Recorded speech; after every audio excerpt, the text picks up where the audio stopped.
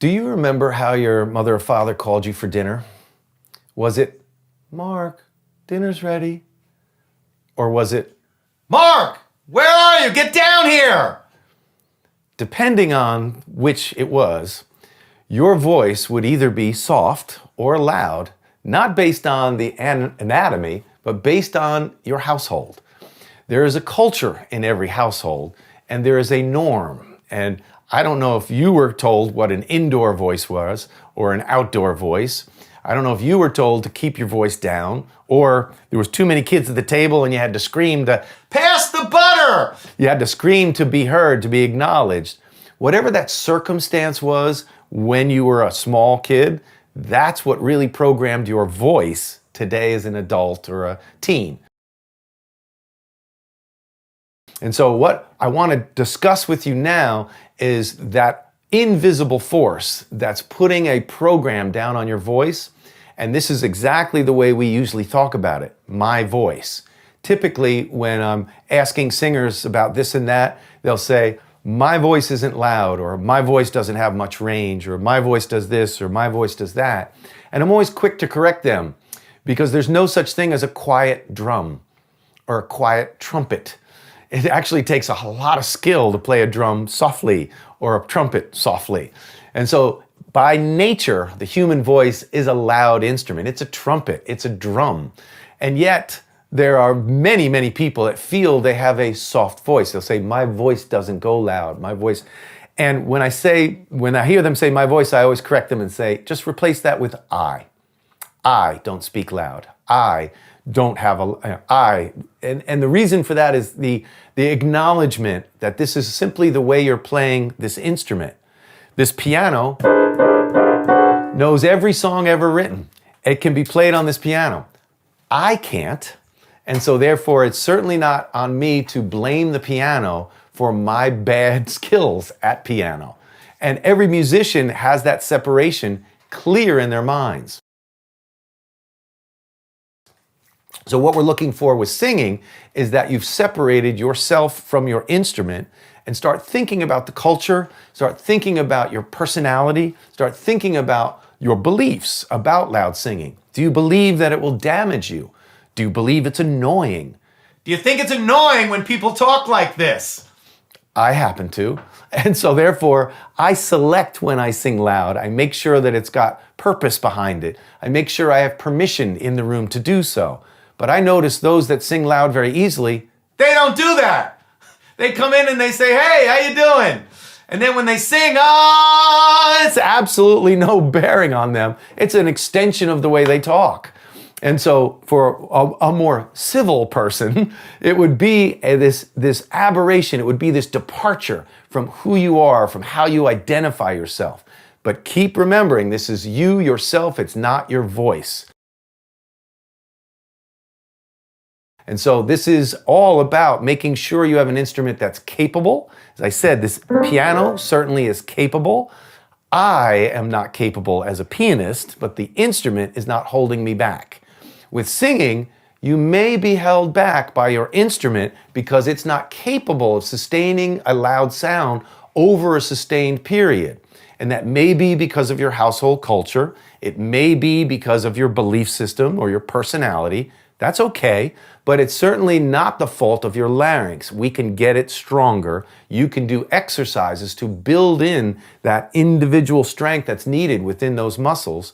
And in doing so, you'll have an instrument at the ready that's capable should you be in an appropriate circumstance where you give yourself permission to be louder, to be heard. And like I said, I'm ironically a soft-spoken person in real life. And so, but I understand what's necessary to move an audience there are moments in a song where nothing more than just a big loud sound would really drive the point home, would really honor the sentiment. And you certainly don't want that moment right then to be when you're trying to amass strength, trying to amass a large sound. Now, when I mention muscle, I'm also talking about the resonators that exist up above the larynx. Because yes, we need to trigger a robust vibration at the larynx, but we also want to couple that with an agreeable resonator up above the larynx. And this is why the voice is always spoken about in threes. There is the air management, there is the vibration, and there is the resonance. So when we sing loud, we're always taking more overtones, which are the tone we sing. This is called the fundamental. The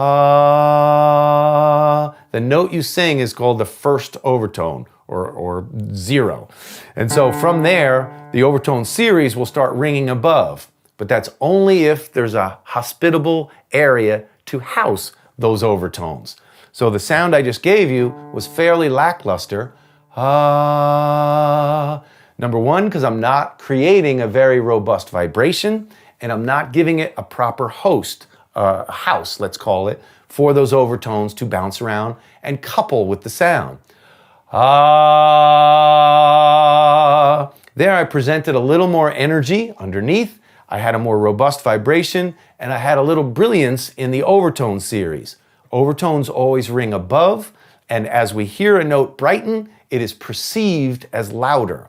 So this is not a physical event as much as it is an alignment.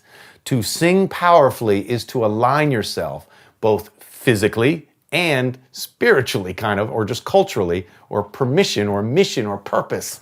I want you to see this as a dualistic thing here, that there are physical things that need to happen to sing loud, but there's also an emotional component to it.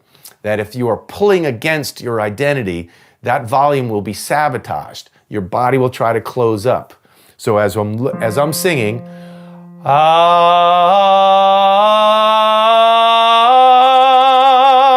that strength came from doing he, tiny little H exercises, ironically enough. And those H exercises are dependent on rhythm because the strength of those muscles is important. And therefore, as I load up with more air pressure, if I have the strength, if I've done that exercise, now I've got the capability I talked about, and now it's just a matter of me emotionally opening up and allowing my body to align with that sound so that I am unapologetic about my volume. That's such an important factor in singing loud. I've noticed that those that have those loud voices, that have no apology about it, suffer much less friction, much less strain, because there's no resistance to being loud.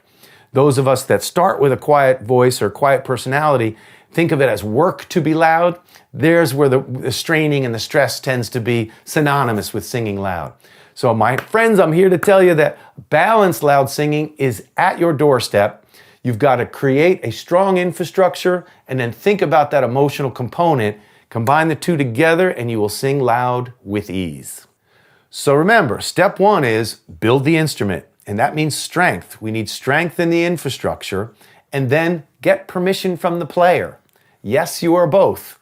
One is the physicality and one is the emotion. The two combined create what would be a beautifully loud, balanced voice. Can't you see the possibility?